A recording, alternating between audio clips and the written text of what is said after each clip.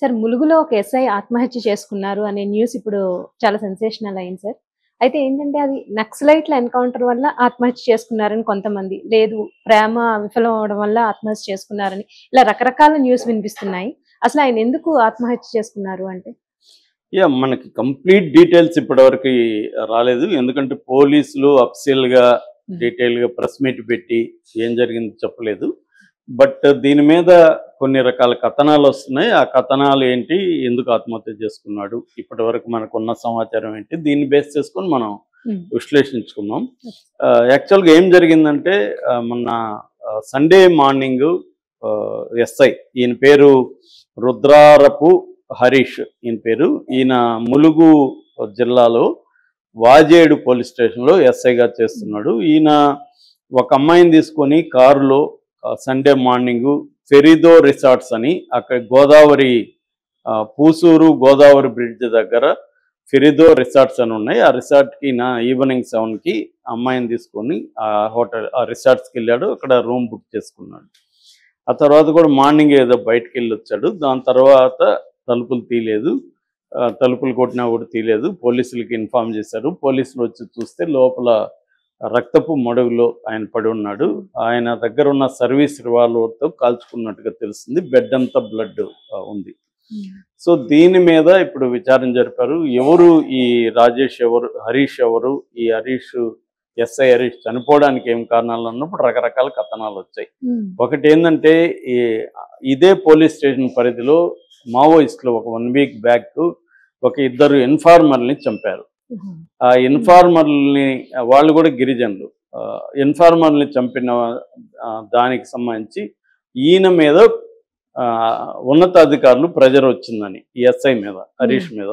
అంటే మావోయిస్టులను పట్టుకోవడంలో, ఇన్ఫార్మర్ని చంపకుండా ఆపడంలో ఇతని ఫెయిల్యూర్ అయ్యాడని ప్రెజర్ వచ్చిందనేది ఒక విషయం. దాని తర్వాత ఈయన ఎప్పుడైతే వెళ్ళాడో అదే రోజు మావోయిస్టులు 7 మంది ఎన్కౌంటర్ జరిగి చనిపోయారు ములుగు జిల్లాలో. సో ఆ ఎన్కౌంటర్ వల్ల ఈయన మనస్తాపం చెంది చనిపోయాడనేది ఒక వెర్షన్ ఫస్ట్లో వచ్చింది. ఆ ఎన్కౌంటర్ పట్ల ఈయన మనస్తాపం చెందాడు. దాన్ని ఎక్స్ప్లెయిన్ చేయట్లే, ఎందుకు మనస్తాపం చెందాడు, ఈయన ఏమన్నా మావోయిస్టులకు ప్రోగా ఉన్నాడా? ప్రోగా ఉంటేనే కదా మనస్తాపం. లేకపోతే ఇప్పుడు మావోయిస్టులు బంధువులు కానీ ప్రోగా ఉన్న వాళ్ళు కూడా ఎవరు ఆత్మహత్యలు చేసుకోవచ్చు. మావోయిస్ట్ ఎన్కౌంటర్ ఈయన ఎందుకు చేసుకున్నాడు ఎవరు చెప్పట్లేదు. తర్వాత వేరే కథనాలు బయటకు వచ్చాయి. అదేంటంటే వీళ్ళ ఇంట్లో వాళ్ళకి గొడవలు ఉన్నాయని, దానివల్ల ఆత్మహత్య చేసుకున్నాడని రెండో కథనం వచ్చింది. మూడో కథనం ఇతను ఆత్మహత్య చేసుకోవడానికి ఒక అమ్మాయే కారణం అని మూడో కథనం వచ్చింది. ఈ కొద్దిగా ఆధారాలను పరిశీలిస్తే ఈ మూడో కథనం కొద్దిగా వాస్తవానికి దగ్గరగా ఉంది. ఎందుకంటే సీసీటీవీ ఫుటేజ్లో ఆయన డెడ్ బాడీ మీద ఒక అమ్మాయి పడుకొని ఏడుస్తూ ఉంది. ఆ విజువల్ బయటకు వచ్చింది. రెండోది ఈయన అమ్మాయిని తీసుకొని వెళ్ళాడు, బుక్ చేశాడు రూమ్. అమ్మాయి అతనితో ఉంది. సో దీన్ని బేస్ చేసుకొని విచారిస్తే ఈ సోషల్ మీడియాలో ఒక అమ్మాయి పరిచయం అయింది. ఆ అమ్మాయితో ఇతనికి స్నేహం మొదలైంది. ఈ క్రమంలో వాళ్ళ ఇంట్లో వాళ్ళు ఒక అమ్మాయిని 10 రోజులకు ముందే పెళ్లి చూశారు. అది 6వ తేదీ నిశ్చితార్థం కూడా ఉంది, ఈ నెల 6వ తేదీ. ఈ క్రమంలో ఈ అమ్మాయి ఇతన్ని హరాస్ చేయడం మొదలుపెట్టింది. నువ్వు కానీ అమ్మాయిని పెళ్లి చేసుకుంటే నేను నీది బయట పెడతాను అని వేధించడం మొదలుపెట్టింది. సో దాంతో ఆ అమ్మాయితో మాట్లాడడానికే ఈయన బుక్ చేసుకున్నాడు రూము. మాట్లాడి సమస్య సాల్వ్ చేసుకుందాం అనేది ఆయన ప్లాన్. కానీ ఈ అమ్మాయి ఒప్పుకోలేదు. ఒప్పుకోకుండా బెదిరించడం మొదలు పెడితే వీరిద్దరి మధ్య హీటెడ్ ఆర్గ్యుమెంట్ జరిగింది.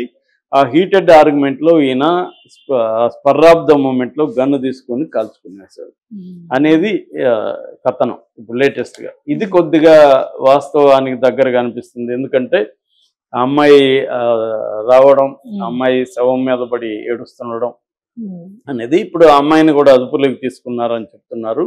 అంటే ఇది పోలీస్ డిపార్ట్మెంట్ వ్యవహారం కాబట్టి మామూలుగా వేరే వాళ్ళదైతే ఈ పార్టీకి పోలీసులు అఫీషియల్గా కథనం చెప్పేసేవాళ్ళు. పోలీసుల డిపార్ట్మెంట్ వ్యవహారం కాబట్టి కొద్దిగా ఆచితూచి వ్యవహరించాల్సి ఉంటుంది. ఇందులో మావోయిస్ట్ కోణం కూడా ఉందా అనేది కూడా వాళ్ళు ఇప్పుడు, ఎందుకంటే పోలీసులు అనేవాళ్ళు మామూలుగా ఇన్వెస్టిగేషన్ మెథడ్స్ ఎలా ఉంటుందంటే డౌట్ ఎవ్రీబడి అనేది ఉంటుంది. అంటే ఒకేసారి కన్క్లూజివ్గా కాకుండా కొంత ఓపెన్గా ఉంటారు వాళ్ళు, ముందే క్లోజ్ చేసేయకుండా కేసుని. సో ఒక్కోసారి ఏంటంటే డిసెప్టివ్ రీజన్స్ కూడా బయటకు ఉంటాయి. డిసెప్టివ్ రీజన్ కన్విన్సింగ్ గా కూడా ఉండొచ్చు. అంత మాత్రాన అదేనా అనేది వేరే కోణాల్లో కూడా వాళ్ళు ఎక్స్ప్లోర్ చేస్తారు. అందుకని ఇప్పుడు వాళ్ళ ఫోను తర్వాత వీళ్ళిద్దరి మధ్య ఎలాంటి చాటింగ్ జరిగింది, ఇంకా అవసరమైతే ఫోన్ రికార్డ్స్, కాల్ రికార్డ్స్ ఇవన్నీ సంపాదించడం. అట్లాగే వాళ్ళ ఇంట్లో వాళ్ళకి ఏమన్నా విషయాలు తెలుసా, ఈయన ఏమన్నా చెప్పాడా, ఈయన బలవంతంగా వాళ్ళ ఇంట్లో వాళ్ళు ఫోర్స్ చేశారా అమ్మాయిని పెళ్లి చేసుకోమని. ఎందుకంటే కొత్తగా ఇంటి నిర్మాణం కూడా జరుగుతుంది.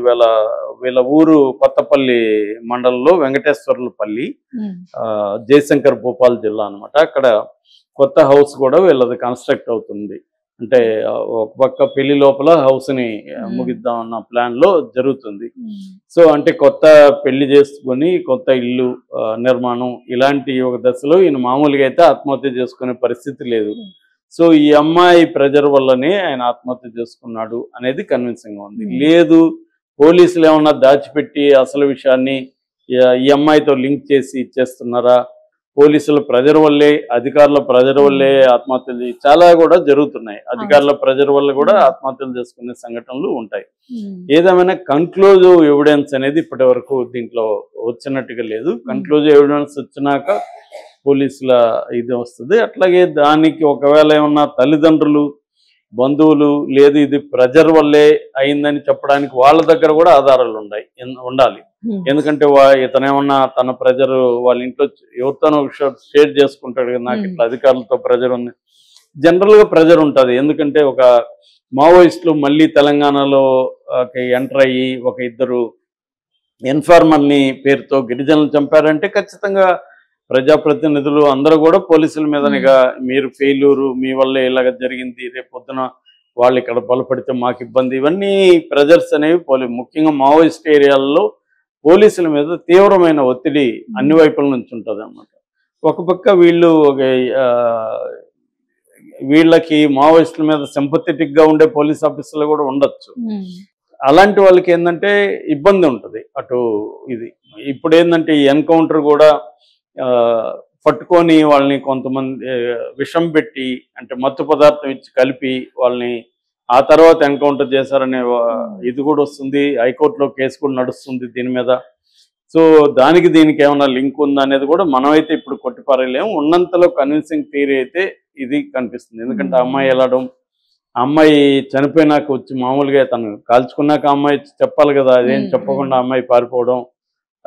కానీ సీసీటీవీ ఫుటేజ్ అంటే ఇప్పుడు బెడ్ ఉంది అక్కడ, ఒక రూమ్ లో బెడ్ ఉంటే బెడ్కి సీసీటీవీ ఫుటేజ్ ఉంటే అది ఎలా అలో చేస్తారు అనేది ఒక వెర్షన్. సో ఇలాగ అనేక అనుమానాలు ఉన్నాయి. హోటల్లో మామూలుగా ఇప్పుడు హోటల్లో మనం గది భార్య భర్త గది తీసుకుంటే సీసీటీవీ ఫుటేజ్ అక్కడ ఎట్లా ఉంటుంది, ఉండకూడదు కదా, మరి ఈ విజువల్ ఎట్లా బయటకు వచ్చింది, ఇవన్నీ ప్రశ్నలు అయితే ఉన్నాయి. దీనికి ఇంకా సమాధానాలు రావాల్సి ఉంది. ఏదేమైనా తెలంగాణలో ఇటీవల పరిణామాలు అంటే ఒక 2 రోజుల గ్యాప్ లోనే ఒక ఎస్ఐ ఆత్మహత్య చేసుకున్నాడు. ఒక మహిళా కానిస్టేబుల్ని వాళ్ళ సొంత తమ్ముడే చంపేశాడు. అది కూడా సర్ప్రైజింగ్ అనమాట. సొంత తమ్ముడు చంపేయడం అనక దాని వెనక కూడా ఆస్తి గొడవలు ఉన్నాయని చెప్తున్నారు. ఎందుకంటే ఆమె హైతనగర్లో శ్రీకాంత్ అనే అతన్ని ఈమె పెళ్లి చేసుకుంది. ఈమె పేరు నాగమణి, కానిస్టేబుల్, లేడీ కానిస్టేబుల్. ఈ మధ్యన ఆమెకి జాబ్ వచ్చింది. వీళ్ళిద్దరికి ఎప్పటి నుంచో పరిచయం ఉంది. వీళ్ళకి అమ్మ నాన్న లేకపోతే వాళ్ళ తమ్ముడు పరమేశ్ ఈమెను హెల్ప్ చేసి చేశాడు. అయితే ఈమెకు వారసత్వంగా వచ్చిన ఆస్తిని తమ్ముడికి ఇచ్చేసింది. అయితే ఈ లోపల ఆమె పెళ్లి అంతకుముందు ఒక పెళ్లి జరిగింది ఆమెకి. ఆ పెళ్లి విడాకులైంది. ఈ సందర్భంగా ఆమె తమ్ముడు మన వారసత్వ ఆస్తిని తమ్ముడికి ఇచ్చేసింది. ఇప్పుడు 2వ వ్యక్తిని పెళ్లి చేసుకునింది. ఈ మధ్యన వాళ్ళు హైతనగర్లో కాపురం పెట్టాడు. ఇప్పుడేమో ఆమె నా ఆస్తి నాకు కావాలి, నా వాటా కావాలని తమ్ముడిని ప్రెజర్ చేస్తుంది. అందుకని తమ్ముడు చంపేశాడని ఒక వార్త వస్తుంది.